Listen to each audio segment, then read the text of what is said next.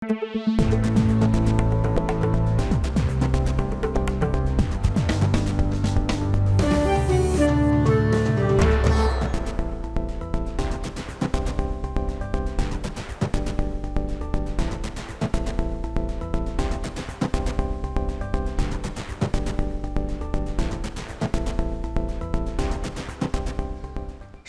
এখন জনপদে পুরো আয়োজনে আপনাদের সাথে আছি আমি ইসরাত মুক্তি। চট্টগ্রামে জনপ্রিয় হয়ে উঠছে অনলাইনের সামুদ্রিক মাছের ব্যবসা। ছবি ও ভিডিও দেখে মাছ কিনছেন দেশি বিদেশি ক্রেতারা।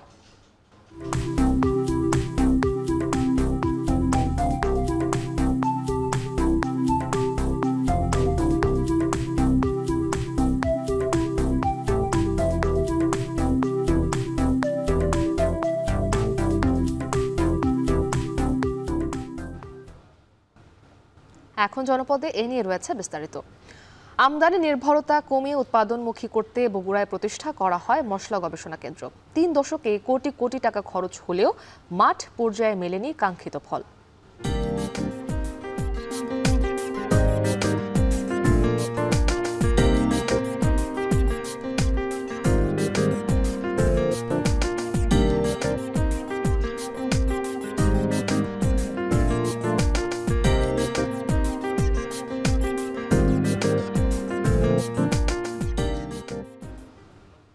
মশলার আমদানি নির্ভরতা নিয়েও এখন জনপদে রয়েছে বিস্তারিত। তবে শুরুতেই অনলাইনে সামুদ্রিক মাছের ব্যবসা প্রসঙ্গ। ক্রেতা বিক্রেতার হাঁক ডাকে চিরচেনা বাজার নয়, চট্টগ্রামে অনলাইন প্ল্যাটফর্মে নীরবেই বিক্রি হচ্ছে লাখ লাখ টাকার সামুদ্রিক মাছ। চট্টগ্রামের অর্ধশতাধিক ব্যবসায়ী অনলাইনে তৈরি করেছেন মাছ বিক্রির বিশ্বস্ত প্ল্যাটফর্ম। গভীর সাগরে ধরা পড়া হরেক রকমের মাছ, কাঁকড়া, স্কুইড সহ সিফুডের ছবি ভিডিও মুহূর্তে ছড়িয়ে পড়ছে অনলাইন পেজে। কিনে নিচ্ছেন দেশি বিদেশি ক্রেতারা। মাছ বিক্রির পাশাপাশি আসছে অনলাইন থেকে বাড়তি উপার্জনও। চট্টগ্রাম থেকে শোয়েব রহমানের প্রতিবেদন। 140 কেজি ওজনের বিশাল আকৃতির হামুর মাছ। গভীর সমুদ্র থেকে ধরা সুস্বাদু এ মাছের দেশ বিদেশে ব্যাপক চাহিদা। প্রায় 1,70,000 টাকার এ মাছ একজনের পক্ষে কেনা অসম্ভব, তাই বিক্রেতার ভরসা অনলাইন। দোকানের ফেসবুক পেজে শুরু হলো বিশাল এ মাছের লাইভ প্রচার। মুহূর্তেই সাড়া পড়ে গেল দেশে বিদেশে। একের পর এক অনলাইনে অর্ডার আসায় বিক্রিও হলো কয়েক ঘন্টার মধ্যেই।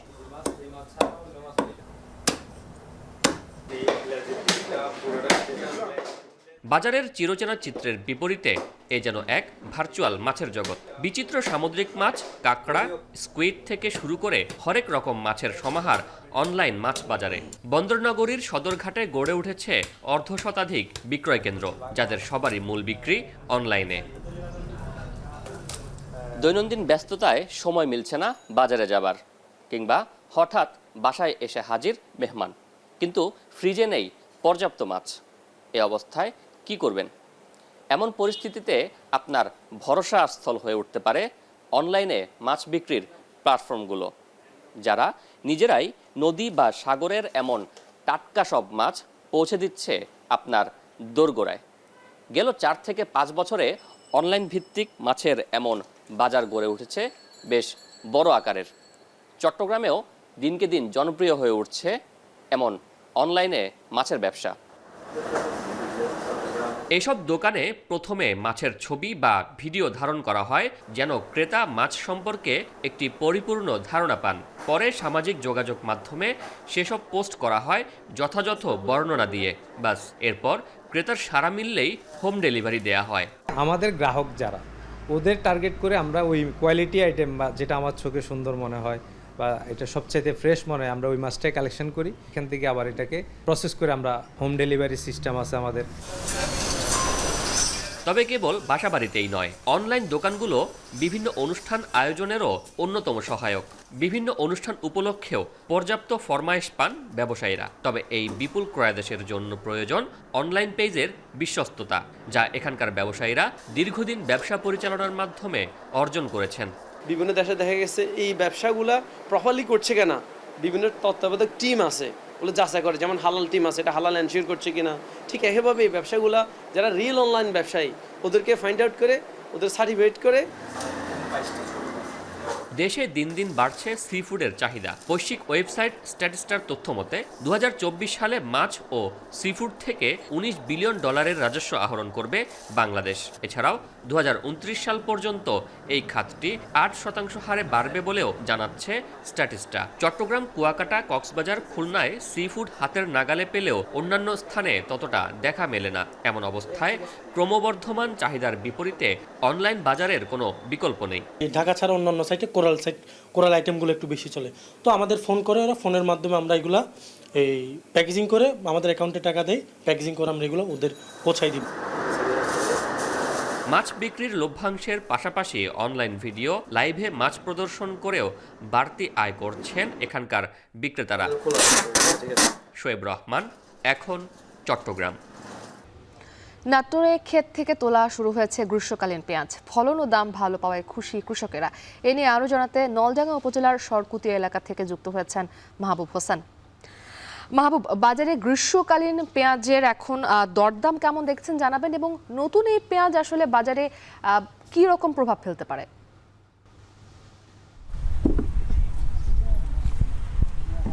হ্যাঁ মুক্তি, এই মুহূর্তে আমরা রয়েছি নাটোরের একেবারে প্রত্যন্ত এলাকা সরকুতিয়া গ্রামে। এই গ্রামের এই উপজেলা, এটি একটি নলডাঙ্গা উপজেলা। এই নলডাঙ্গা উপজেলা প্রায় 150 বিঘা জমিতে কৃষকরা এবছর ভারতীয় যে N53 জাতের যে পেঁয়াজ রয়েছে সেটি তারা চাষ করেছিলেন এবং এটি আগস্টে রোপণ করেন।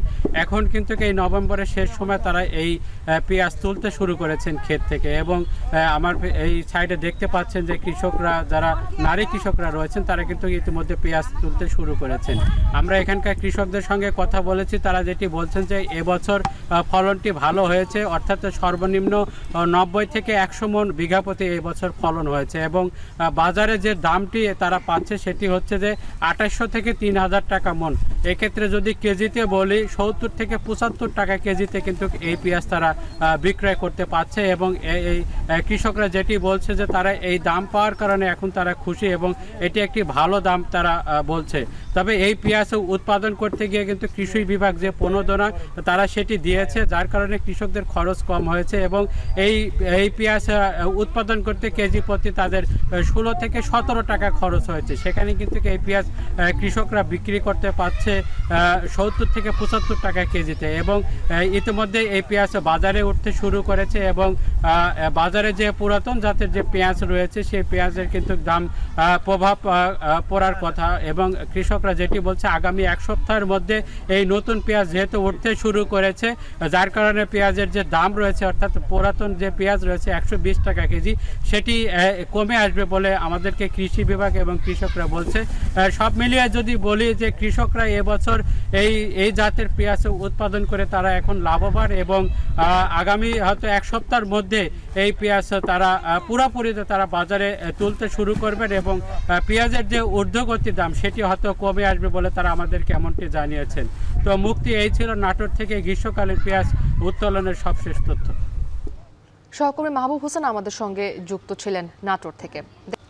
মশলার আমদানি নির্ভরতা কমে উৎপাদনমুখী করতে বগুড়ায় প্রতিষ্ঠা করা হয় মশলা গবেষণা কেন্দ্র।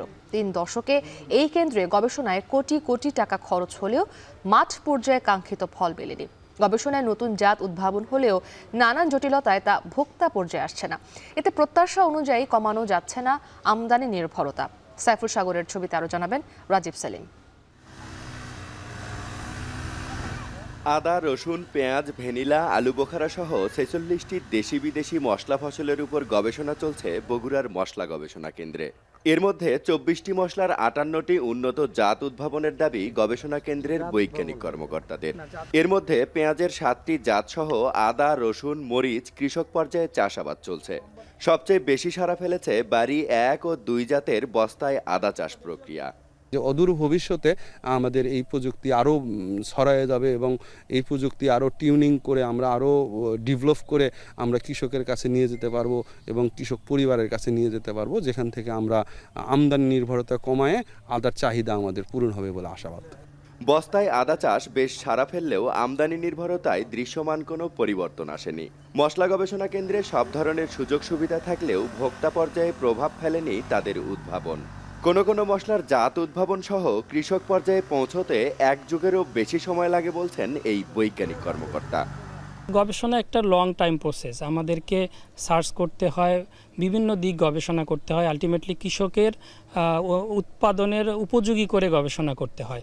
সেক্ষেত্রে যদি ধরি এক একটা গবেষণা করতে যদি 1 বছরেই যে ফসলগুলোর আমরা বীজ সংগ্রহ করতে পারি, কমসে কম আমাদের 6 বছর সময় লেগে যায় একটা জাত উদ্ভাবন করতে। পোস্ট হারভেস্ট প্রক্রিয়ায় বিভিন্ন মশলা সংরক্ষণ পদ্ধতি আবিষ্কার করেছেন বিশেষজ্ঞরা। আদার গুঁড়া, রসুনের আচার, পেঁয়াজের গুঁড়া সহ প্রায় 30টি মশলার পোস্ট হারভেস্ট পদ্ধতি সম্পূর্ণ প্রস্তুত। পেঁয়াজ গুঁড়া করে সংরক্ষণের পদ্ধতি উদ্ভাবন হয় প্রায় 5 বছর আগে, কিন্তু ভোক্তা পর্যায়ে তা পৌঁছার অনুমতির জন্য কাগজপত্র এখনও ফাইলবন্দি, জানান এই কর্মকর্তা। 30টা প্রোডাক্ট আমরা মশলা ফসলের উপরে প্রসেস করে আমরা ডেভেলপ করেছি। বেশ কিছু প্রোডাক্ট যে নতুন করেছে বাংলাদেশে, এগুলোর জন্য আমরা শিল্প মন্ত্রণালয়ে প্যাটেন্টের অ্যাপ্লিকেশন করেছি। শীঘ্রই হয়তো প্যাটেন্টের জন্য ক্লিয়ারেন্স পাবো, তখন আমরা আরও উদার হয়ে বিভিন্ন কোম্পানি দেবো। এর মধ্যে অনেক কোম্পানি আমাদের সাথে যোগাযোগ করেছে। 1996 সালে প্রতিষ্ঠিত এই মশলা গবেষণা কেন্দ্রে দেশি বিদেশি মশলার উপর গবেষণা চলছে। বিভিন্ন উন্নত জাত উদ্ভাবনের পর তা দ্রুত কৃষক পর্যায়ে ছড়িয়ে দেওয়ার প্রত্যাশা সবার। রাজীব সেলিম, এখন বগুড়া। ভোলায় থামছেই না ডেঙ্গুর প্রকোপ, সাথে বাড়ছে ঠান্ডাজনিত রোগ।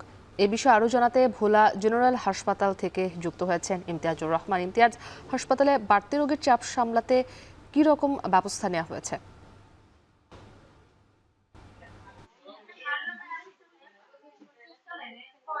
মুক্তি, ভোলা সদর হাসপাতালে সহ ভোলার যে বাকি 7টি স্বাস্থ্য কমপ্লেক্স রয়েছে, শীতের শুরুতেও কিন্তু ডেঙ্গুর প্রকোপ বৃদ্ধি পেয়েছে পুরো জেলায়। এতে করে ভোলার হাসপাতালগুলোতে ডেঙ্গু রোগীর সংখ্যাও বৃদ্ধি পেয়েছে। শুধু ডেঙ্গু নয়, ডেঙ্গুর পাশাপাশি কিন্তু শীতের শুরুতে শিশুদের ঠান্ডা সহ নিউমোনিয়া জনিত রোগের প্রকোপও কিন্তু বৃদ্ধি পেয়েছে। এতে করে হাসপাতালগুলোতে একরকম বেড সংকট দেখা দিয়েছে। বিশেষ করে ভোলার শিশু ওয়ার্ডগুলোতে শয্যা সংকট থাকায় কিন্তু বাধ্য হয়ে একরকম মেঝেতে রোগীর স্বজনরা চিকিৎসা সেবা নিচ্ছেন বলেও কিন্তু তারা বলছেন যে এই যখনই ঠান্ডা জনিত রোগ নিয়ে হাসপাতালে আসছেন, তারা বেড না পেয়ে মেঝেতে চিকিৎসা নিচ্ছেন। এতে করে শিশুদের রোগ ভালো হওয়ার ক্ষেত্রে কিন্তু অধিকাংশ শিশুই কিন্তু রোগে আক্রান্ত হওয়ার কথাও কিন্তু তারা জানিয়েছেন। এছাড়াও রোগীর সেবা দিতে কিন্তু রোগীর চাপ বৃদ্ধি পাওয়াতে একদিকে ডেঙ্গু, অন্যদিকে নিউমোনিয়া এবং ঠান্ডাজনিত রোগের সেবা দিতে কিন্তু হাসপাতালের যেই চিকিৎসক এবং নার্সরা কিন্তু এখন হিমশিম খাচ্ছে। কেননা এই ভোলা সদর হাসপাতাল 250 শয্যা উন্নতি করা হলেও কিন্তু জনবল কিন্তু 100 শয্যার জনবল দিয়ে কিন্তু চিকিৎসা সেবা চলমান রয়েছে। এতে করে বিপাকে পড়ছেন চিকিৎসক এবং নার্সরা। ভোলা সদর হাসপাতাল সহ প্রায় 7টি স্বাস্থ্য কমপ্লেক্সে প্রায় 700-র অধিক কিন্তু ডেঙ্গু রোগী আক্রান্ত হয়ে চিকিৎসা নিয়েছেন এবং বর্তমানে আজকে পর্যন্ত ভোলা সদর হাসপাতাল সহ বিভিন্ন হাসপাতালে প্রায় 35 জন ডেঙ্গু রোগী চিকিৎসাধীন রয়েছে। এছাড়াও ভোলা সদর হাসপাতালে নিউমোনিয়া আক্রান্ত হয়ে 2 জন শিশু মারা যাওয়ার খবরও কিন্তু আমরা পেয়েছি এবং বর্তমানে এখানে কিন্তু প্রায় 85 জনের মতো নিউমোনিয়া সহ ঠান্ডাজনিত রোগ নিয়ে আক্রান্ত হওয়ার শিশু কিন্তু চিকিৎসাধীন রয়েছে। এছাড়াও প্রায় 1000-এর অধিক ভোলার বাকি 7টি স্বাস্থ্য কমপ্লেক্সে চিকিৎসাধীন রয়েছে বলে কিন্তু আমরা জানতে পেরেছি। তবে চিকিৎসকরা বলছেন যে বর্তমানে যে দিনের বেলা 35 থেকে 36 সেলসিয়াস তাপমাত্রা থাকলেও কিন্তু রাতে কিন্তু 15 থেকে 16 সেলসিয়াসে তাপমাত্রা নেমে আসে। এতে করে শিশুদের ঠান্ডাজনিত এবং নিউমোনিয়া রোগের প্রকোপটা বৃদ্ধি পেয়েছে। এক্ষেত্রে শিশুদের ক্ষেত্রে বাড়তি যত্ন নেওয়ার কিন্তু কথাও কিন্তু চিকিৎসকরা জানিয়েছে। অন্যদিকে ডেঙ্গুর কথা যদি বলি, ভোলার যে সকল ডেঙ্গু রোগী সদর হাসপাতাল সহ বিভিন্ন হাসপাতালে চিকিৎসাধীন রয়েছে তার অধিকাংশই কিন্তু ঢাকা এবং চট্টগ্রাম থেকে ভোলায় এসেছেন। এ সকল রোগী কিন্তু আক্রান্ত হয়েছেন। অন্যদিকে ভোলায় যে সকল রোগী রয়েছেন তারাও কিন্তু চিকিৎসা সেবা নিচ্ছেন। তবে ডেঙ্গুর জন্য যেই প্রতিরোধের জন্য যেই পৌরসভা এবং উপজেলা প্রশাসনের যেরকম পদক্ষেপ নেওয়ার কথা রয়েছে, কিন্তু কাগজে কলমে থাকলেও কিন্তু বাস্তবে কিন্তু কোন চিত্র দেখতে পাচ্ছে না। ভোলাবাসী দাবি করছেন কাগজে কলমে না হয় ডেঙ্গু প্রকোপের নিয়ন্ত্রণের জন্য পৌরসভা এবং উপজেলা জেলা প্রশাসন যাতে কার্যকরী পদক্ষেপ গ্রহণ করে। তো এই ছিল আমার কাছে ভোলা সদর হাসপাতাল থেকে ডেঙ্গু এবং নিউমোনিয়া সহ ঠান্ডাজনিত রোগের সর্বোচ্চ তথ্য। সহকর্মী ইমতিয়াজুর রহমান আমাদের সঙ্গে যুক্ত ছিলেন ভোলা থেকে। শীতের শুরুতে উত্তরের জেলা সিরাজগঞ্জে বাড়ছে ঠান্ডাজনিত রোগ। প্রতিদিনই হাসপাতালে বাড়ছে রোগীদের ভিড়। জেলার মনসুর আলী মেডিকেল কলেজ হাসপাতাল থেকে এই বিষয়ে আরো জানাতে যুক্ত হয়েছেন রিফাত রহমান। রিফাত, জানতে চাই যে হাসপাতালে এই মুহূর্তে ঠান্ডাজনিত রোগে আক্রান্তের সংখ্যা কেমন এবং সেবা পাওয়া নিয়ে রোগীদের কোনো অভিযোগ রয়েছে কিনা?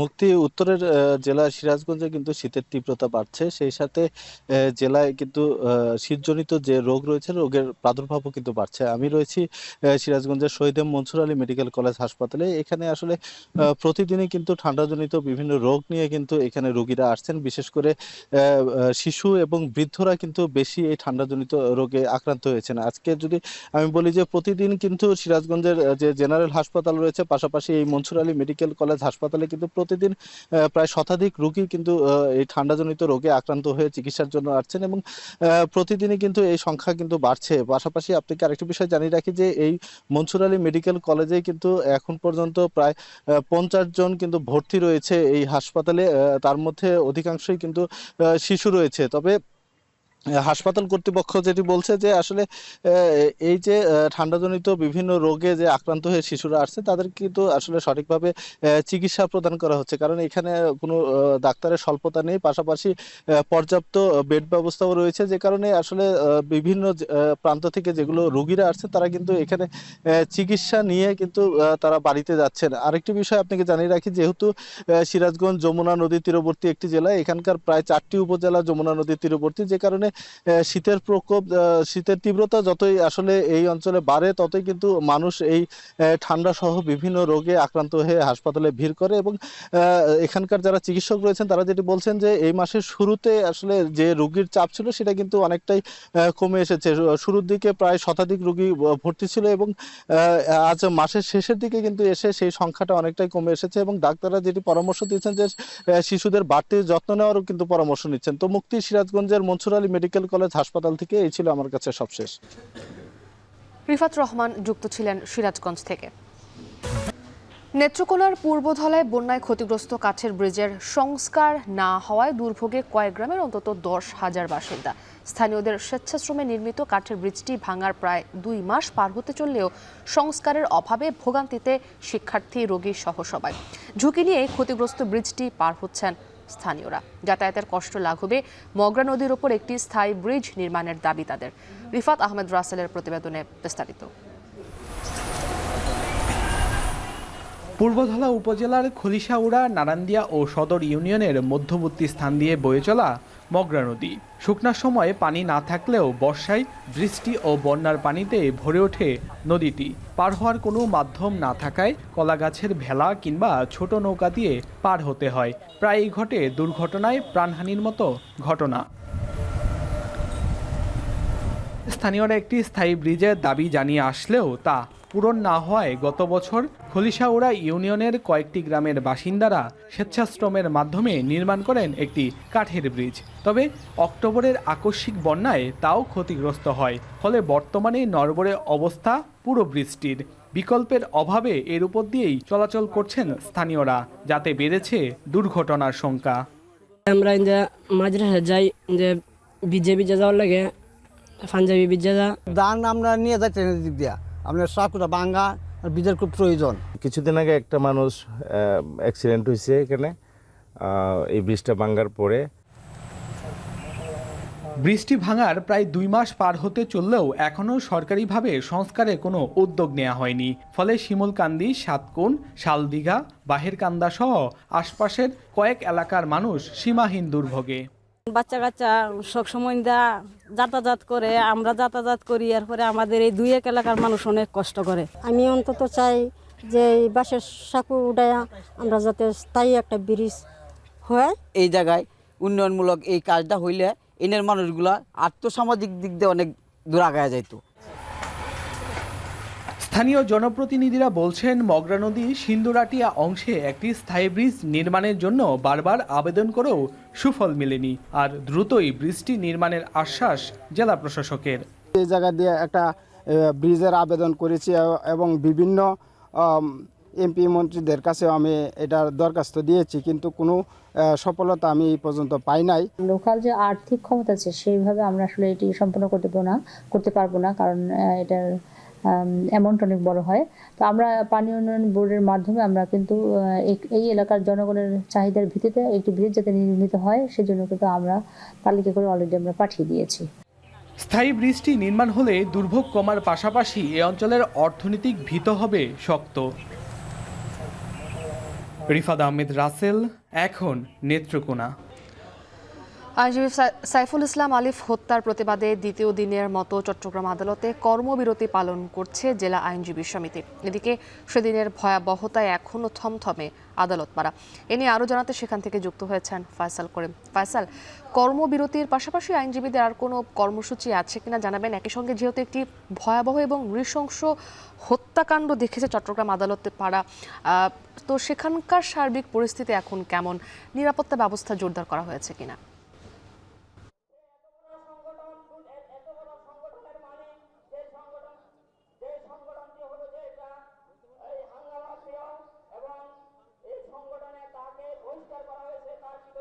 মুক্তি, আমরা দেখছি যে চট্টগ্রামের যে আদালত পাড়া সেটি গত 3 দিন ধরেই নানা ঘটনায় উত্তপ্ত, এবং আজকেও আমরা যেটি দেখছি যে আইনজীবী হত্যাকাণ্ডের যে ঘটনা, সেই ঘটনায় একেবারেই ভিন্ন পরিস্থিতি, একেবারে প্রতিবাদের একটি কেন্দ্রস্থলে পরিণত হয়েছে আদালত পাড়া। এবং আমরা যেটি দেখছি সকাল থেকেই এখানে আদালত পাড়ায় থমথমে পরিস্থিতি আছে, পাশাপাশি শোকের আবহ বইছে আইনজীবীদের মধ্যে। এবং আমরা এখন যেই কর্মসূচিতে আছি সেটি একটি মানববন্ধন, এবং এখানে শত শত আইনজীবী অংশ নিয়েছেন, এবং শুধুমাত্র তার পরিচিত জনরাই নয়, আদালত পাড়ায় যারা আছেন প্রত্যেকেই হত্যাকাণ্ডের বিচার দাবি করছেন।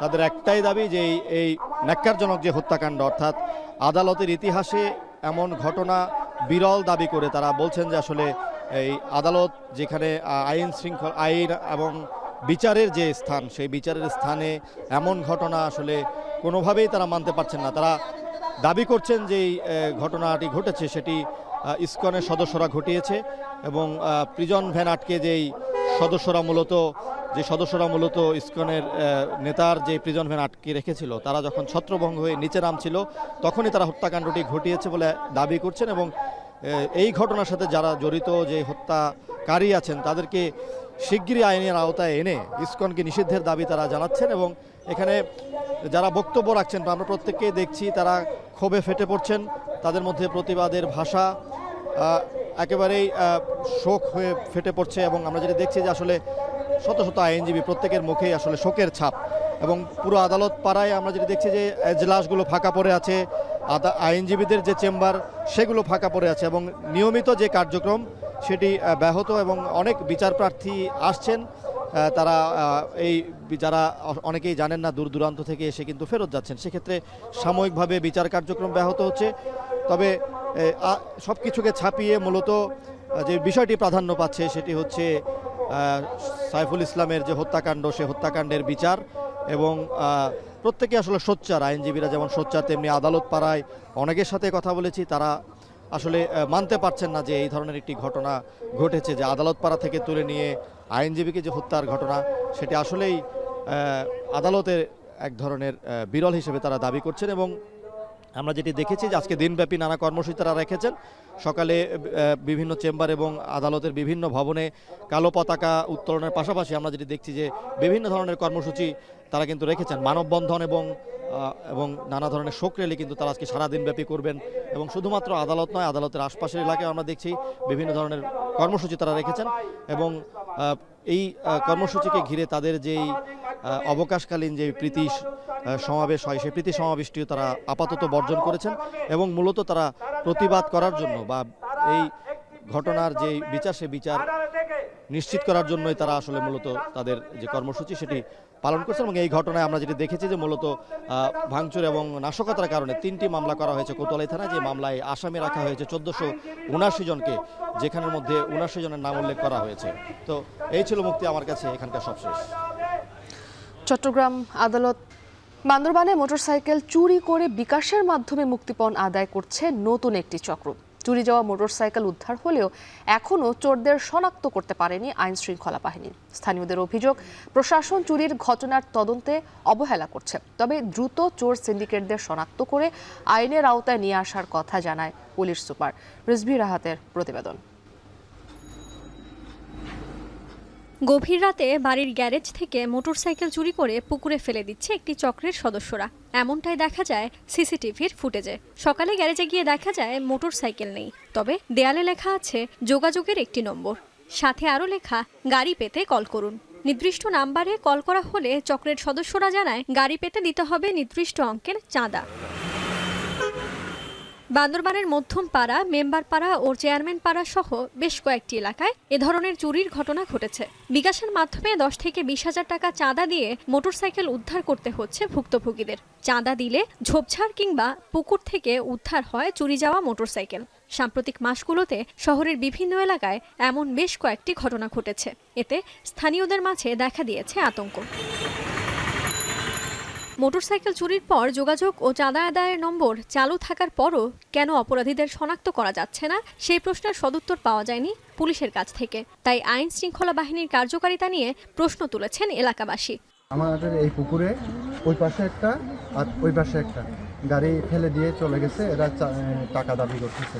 আমরা আতঙ্কিত, আমাদের শখের বাইকটা কখন চুরি হয়ে যায়। প্রশাসনের এই সিন্ডিকেটকে ধরা খুবই জরুরি, যাতে আমরা একটু স্বস্তি পাই। সেনাবাহিনী আছে, পুলিশ আছে, র্যাব আছে, এদের একদম জোরাল তৎপরতা দরকার।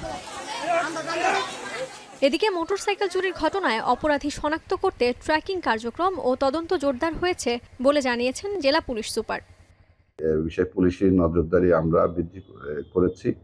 পাশাপাশি যে চক্র এই কাজটা করছে সেই চক্রকে ধরার জন্য আমাদের প্রযুক্তিগত যে কার্যক্রম সেটাও অব্যাহত আছে। এখন পর্যন্ত 10টি মোটরসাইকেল চুরির ঘটনায় চাঁদা দিয়ে 5টি উদ্ধার করা হয়েছে। বিআরটি এর তথ্য মতে জেলায় 1000-এর বেশি মোটরসাইকেল ব্যবহারকারী রয়েছেন। এখন বান্দরবান। নড়াইলে ব্যাপক পাটের আবাদ হলেও পাটকাঠি ব্যবহার হতো শুধু জ্বালানি হিসেবে। কয়েক বছরে নড়াইলের বিভিন্ন কোম্পানিতে পাটকাঠি কাঁচামাল হিসেবে ব্যবহৃত হচ্ছে। এতে বছরে প্রায় 100 কোটি টাকার পাটকাঠির বেচাকেনা হয় এই জেলায়। মোহাম্মদ ইমরান হোসেনের প্রতিবেদনে বিস্তারিত। নড়াইলের লোহাগড়ায় গাছবাড়িয়া গ্রামের বর্গা চাষী তাপস বিশ্বাস 1 একর জমিতে আবাদ করেছিলেন পাট। আগে পাট বিক্রি করে অর্থ উপার্জন করলেও বাড়ির কাজে ব্যবহার হতো পাটকাঠি। তবে এখন পাটের পাশাপাশি কাঠি বিক্রি করে সচ্ছলতা ফিরেছে তার সংসারে, আয় করছেন বাড়তি টাকা। শুধু তাপস বিশ্বাস নয়, পাটকাঠি বিক্রি করে লাভবান হচ্ছেন জেলার হাজারো কৃষক। উৎপাদিত এসব পাটকাঠি ভাগ করা হয় 2টি শ্রেণীতে। শুকনা মৌসুমে প্রান্তিক কৃষকদের কাছ থেকে পাটকাঠি ব্যবসায়ীরা বাড়ি থেকে নগদ টাকায় কিনে নিয়ে যান পাটকাঠি। নড়াইল থেকে ব্যবসায়ীরা পাটকাঠি কিনে খুলনা, বাগেরহাট, বরিশাল, সাতক্ষীরা, মানিকগঞ্জ, ঢাকা, চিটাগং সহ দেশের বিভিন্ন জেলায় বিক্রি করেন। জমিতে বুনেছিলাম, তাতে 70-80 মণ পাট হয়েছে।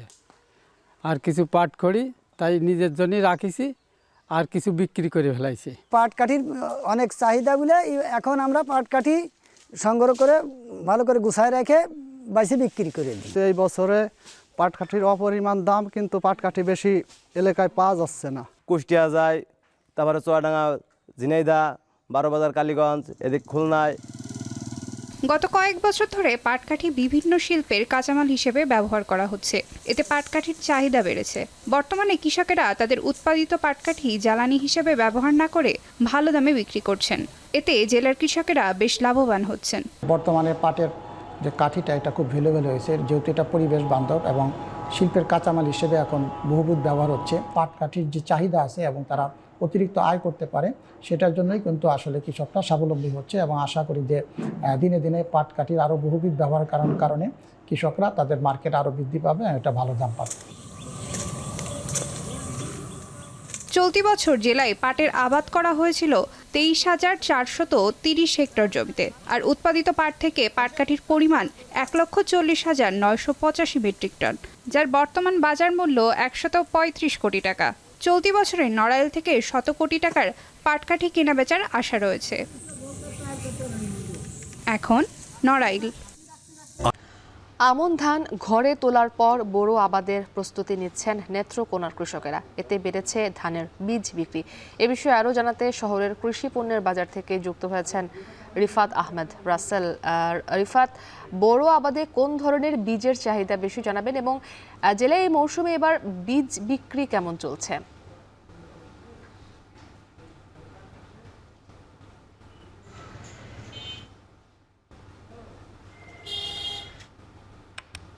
আমি এই মুহূর্তে রয়েছি নেত্রকোনার শহীদ মিনার এলাকায়। এখানে কিন্তু আজ সকাল থেকে আমরা দেখছি যে আসলে কৃষক ভাই যারা রয়েছেন তারা কিন্তু বীজ সংগ্রহ করছেন। মূলত নেত্রকোনা একটি ধান উৎপাদনের জেলা, এখানে কিন্তু প্রতি বছর 5,500 কোটি টাকার ধান উৎপাদন হয়। এর মধ্যে কিন্তু বড় মৌসুমে কিন্তু সবচেয়ে বেশি ধান উৎপাদন হয়। এখন যে কৃষকরা রয়েছেন মূলত তারাই কিন্তু এখন জমিগুলো থেকে কিন্তু ধান বিক্রি করার সাথে সাথে কিন্তু রোপা আমনের বড় আমনের প্রস্তুতি নিচ্ছেন। এই প্রস্তুতি মাথায় রেখে কিন্তু এখন বাজারগুলো থেকে তারা বীজ সংগ্রহ করছেন। বিশেষ করে যদি আমি কিছু বীজের নাম বলি তাহলে হাইব্রিড জাতীয় যে বীজগুলো রয়েছে সেই বীজগুলোই কিন্তু এখন বাজার থেকে কৃষকরা বেশি সংগ্রহ করছেন। এর মধ্যে মিতালি 1, মিতালি 2, মিতালি 4 এই বীজগুলো প্রকারভেদে কিন্তু 580 থেকে 620 টাকায় বিক্রি হচ্ছে। এছাড়া টিয়া বিক্রি হচ্ছে 480 টাকায়, আর সুবর্ণ বিক্রি হচ্ছে 480 টাকায়। এছাড়াও হীরা 4 বা হীরা 21 এবং হীরা 27 যে ধানগুলো রয়েছে সেই ধানগুলো কিন্তু প্রকারভেদে 500 থেকে 580 টাকার মধ্যে বিক্রি হচ্ছে। আমি একটি বিষয় যদি আপনাকে বলে রাখি, এবছর কিন্তু নেত্রকোনায় প্রায় 1,85,480 হেক্টর জমিতে কিন্তু রোপা আমনের লক্ষ্যমাত্রা ধরা হয়েছে। অর্থাৎ এই থেকে কিন্তু প্রায় 3,500 নাকি এর ফলে হাওর বিস্তৃত যে এলাকাগুলো রয়েছে, বিশেষ করে মদন মোহনগঞ্জ, খালিয়াজুড়ি, হাওড়ার যে একমাত্র ফসল এই রোপা আমন বড় আবাদ থেকে আসে, সেই বড় আমন চাষ করার জন্য কিন্তু ইতিমধ্যে সকল প্রস্তুতি শেষ করেছেন কৃষকরা। তো এই ছিল আমার কাছে নেত্রকোনা থেকে সর্বশেষ। রিফাত আহমেদ রাসেল যুক্ত ছিলেন নেত্রকোনা থেকে। আসছে ফুল বিক্রির মৌসুম ঘিরে ব্যস্ততা বেড়েছে যশোরের গদখালির ফুল চাষিদের। চলতি মৌসুমে 500 কোটি টাকার ফুল বিক্রির আশা করছেন তারা। এই বিষয়ে আলোচনাতে গদখালি থেকে যুক্ত হয়েছেন রিপন হোসেন। রিপন, চলতি মৌসুমকে ঘিরে ফুল চাষিদের ব্যস্ততা কেমন দেখছেন? খেতে খেতে রং বেরঙের ফুল শুধু মানুষের মনে প্রশান্তি আনে না, অর্থনৈতিকভাবে সমৃদ্ধ করছে এই অঞ্চলের যে গদখালির চাষিরা রয়েছে তাদের। আমরা দেখেছি যে এবার প্রায় 650 হেক্টর জমিতে বিভিন্ন ধরনের ফুল চাষ হয়েছে, বিশেষ করে গোলাপ, জারবেরা, গাঁদা, রজনীগন্ধা এই ধরনের ফুল রয়েছে। আমরা কৃষকদের সাথে কথা বলেছি, তারা জানিয়েছেন যে এবছর বৃষ্টির কারণে কিছুটা সময় পিছিয়ে গেছে, ফুল চাষ প্রায় 1 মাস পিছিয়েছে। তবে সামনের যে দিনগুলো রয়েছে, বিশেষ করে 16 ডিসেম্বর, 21শে ফেব্রুয়ারি, এই যে দিবসগুলো রয়েছে, দিবসগুলোকে টার্গেট করে তারা ফুল চাষ করেছেন, যে দিবসগুলোকে তারা ফুল বিক্রি করবেন। এখান থেকে প্রায় 500 কোটি টাকার ফুল তারা বিক্রি করে থাকেন। এই বছর আমরা দেখি যে ক্ষেতগুলো রয়েছে, জারবেরা রয়েছে। আমি এই ক্ষেত্রটিতে এখানে দেখছি যে জারবেরা ক্ষেতের যে ফুল রয়েছে ফুটেছে, আর কিছুদিন পরে ফুল কিন্তু তারা বিক্রি করবে। অন্যান্য দেখেছি যে গাঁদা রয়েছে, গোলাপ রয়েছে, সেই ফুলগুলো কিন্তু তারা বিক্রি যে উপক্রম সেটি করছেন, সামনের দিন বিক্রি করবেন। এখানকার যারা কৃষক রয়েছে তাদের সাথে কথা বলেছি, তারা বলেছেন যে তারা বিভিন্ন দিবসগুলোকে সামনে রেখে এই ফুল বিক্রি করে থাকেন। সামনের যে দিবসগুলো রয়েছে তারা ফুল বিক্রি করবেন। তবে যে বৃষ্টির কারণে কিছুটা পিছিয়ে গেছে চাষ, তবে আবার পুরোদমে লেগেছেন, চাষ করছেন, এখন ক্ষেত পরিচর্যা করছেন। খেতে খেতে যে রং বেরঙের ফুল রয়েছে সেই ফুল দেখে কিন্তু অনেক স্থান থেকে মানুষ এখানে আসেন, ফুল দেখেন। অর্থাৎ এই অঞ্চলে একটি অর্থনৈতিক এলাকা হিসেবে পরিচিতি পেয়েছে, এমনটি আমরা দেখছি এই ফুল চাষের মাধ্যমে। এবং এই ফুল চাষ করে কিন্তু তারা অনেকে অর্থনৈতিকভাবে স্বাবলম্বী হয়েছে। অনেকে আমরা দেখেছি যে পাকা ঘর করেছে, ছেলেমেয়ের লেখাপড়ার ক্ষেত্রে কিন্তু তারা বিভিন্নভাবে ভূমিকা রাখছে। এই ফুল কিন্তু তারা অর্থনৈতিকভাবে স্বাবলম্বী হয়েছেন। এখানকার যে ফুলগুলো চাষ হচ্ছে, বিশেষ করে জারবেরা, এই ক্ষেত্রে এখানে প্রায় 2 বিঘা জমি রয়েছে। 2 বিঘা ক্ষেতে আমি যে কৃষক ছিল মঞ্জুরুল আলম, তার সাথে কথা বলেছি। তিনি জানিয়েছেন যে এখানে তার খরচে প্রায় 2 লাখ টাকা। এই মৌসুমে তিনি প্রায় 7 থেকে 8 লাখ টাকার ফুল এই ক্ষেত থেকে তিনি বিক্রি করতে পারবেন এমন নিয়েছেন। এবং ক্ষেত পাশাপাশি আমরা দেখেছি যে বিভিন্ন যে পলি হাউস সেটি করা হয়েছে এই ফুল চাষের ক্ষেত্রে, এবং বৃষ্টির ক্ষেত্রে কিছুটা প্রতিবন্ধকতা সৃষ্টি হবে। সব মিলে এই ছিল ফুল ক্ষেত থেকে আমার কাছে সর্বশেষ। যশোরের গদখালি থেকে যুক্ত ছিলেন রিপন হোসেন। এর মধ্য দিয়ে শেষ হলো এখন জনপদের আয়োজন। এখন টেলিভিশন ওয়েবসাইটে দেখতে ভিজিট করুন এখন.tv। এছাড়া ফেসবুকে দেখতে ভিজিট করুন facebook.com/tv.এখন, এবং ইউটিউবে সরাসরি দেখুন youtube.com/c/এখন টিভিতে।